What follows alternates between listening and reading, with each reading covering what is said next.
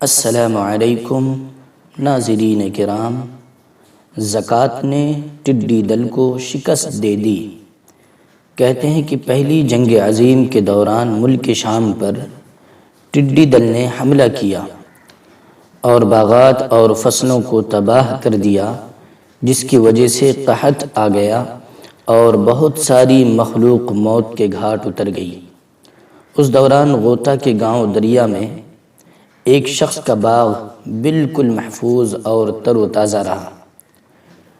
ٹڈی دل نے اس کو کوئی نقصان نہیں پہنچایا۔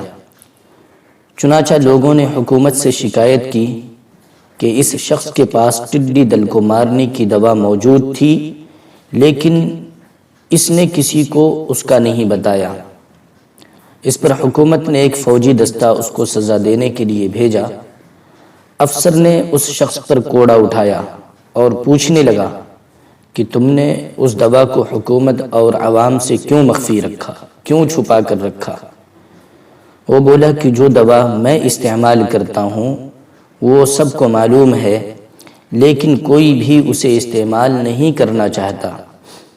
افسر نے پوچھا کہ وہ دوا کیا ہے؟ اس نے جواب دیا کہ زکوٰۃ۔ افسر کہنے لگا، کیا ٹڈی دل زکوٰۃ دینے اور نہ دینے والے باغ میں فرق کر سکتا ہے؟